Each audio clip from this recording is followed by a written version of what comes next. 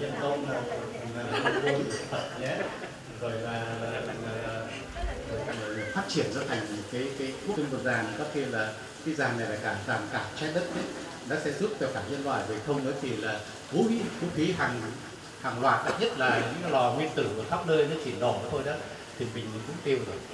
Và cái dàn đó rất là quan trọng, và tôi nghĩ là cái chi phí sống của Việt Nam rồi xin của anh vậy. Đặc trưng của vùng dân ca xứ Nghệ. Thứ hai là ngâm thơ, mấy câu sống, ngâm sống, rồi hò sông La, hát đối đáp và lấy kiều nghệ tĩnh.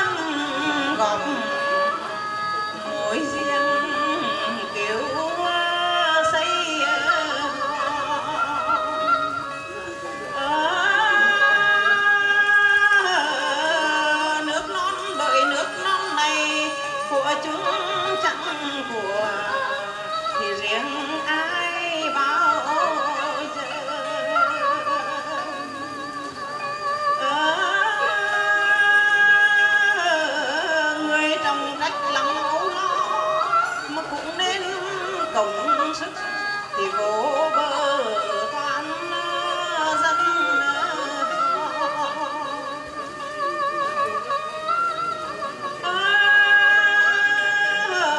từ thanh niên đến doanh nhân đều là rương cột góp phần mà tương lai.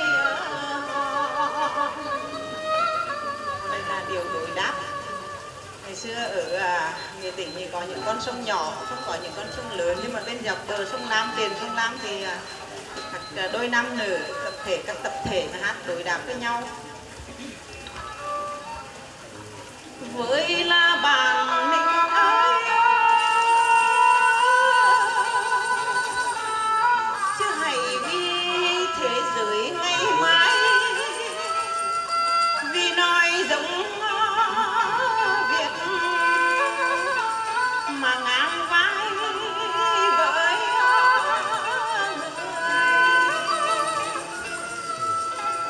Với là bạn mình ơi,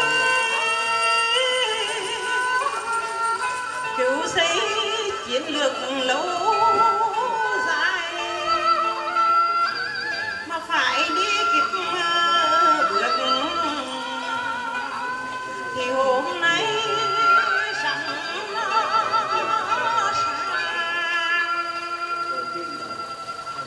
Với là bạn mình ơi, cuối đường hầm có minh quang, dẫu gian nan lửa thì thứ vàng trái tim. Với là bạn mình ơi, chứ thưa cùng quốc tổ thiêng liêng Việt Nam thế kỷ mà rộng thiêng đây rồi.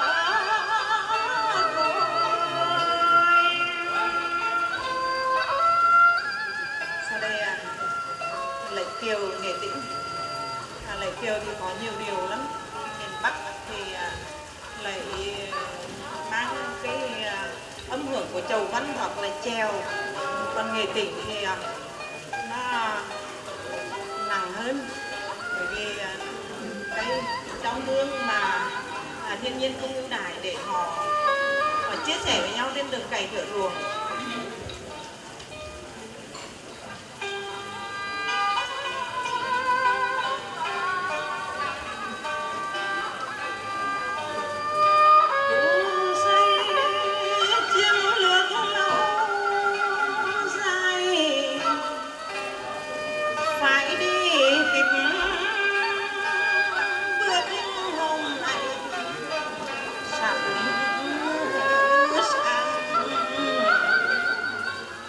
Cuối đường hầm có minh quang, dấu gian nan lửa tự vàng trái tim thưa cùng quốc tổ thiêng liêng Việt Nam thế kỷ rồng rồi. Thưa quý vị, ở trong này có cái kinh thư thì cho phép Hồng Anh kính dâng tổ tiên cái lời đọc theo cái kiểu mà cúng. Điều cúng ở rất phổ biến ở vùng Nghệ Tĩnh mà hiện nay thì rất là ít người giữ lại, mà đôi khi Hồng Anh nghĩ là mình là phần đàn bà con gái mà họ mời đi đọc văn tế thì Hồng Anh cũng cố gắng thôi chứ không dám, bởi vì tổ tiên mang cho mình một cái truyền cho mình cái sứ mệnh để gìn giữ những cái tinh hoa của dân tộc, những cái hồn thiêng của sông núi. Thế mà bây giờ bị lãng quên, bị xáo mòn rất là xa xôi. Hồng Anh thấy thương, và Hồng Anh xin đọc những cái văn tế của Nghệ Tĩnh mà theo mấy cụ là văn ái đó, trong văn ái. Kính thầy anh chị thầy thông cảm. Rộng thiên hào khí sâu chưa bay lên hoa anh nhiễm màu rộng thiên chưa soạn ra kế sách dựng nên hùng cường dân tộc phật lên ngọn cờ chứ đại hóa dân chủ mong chờ chứ 4.000 năm với giấc mơ cội nguồn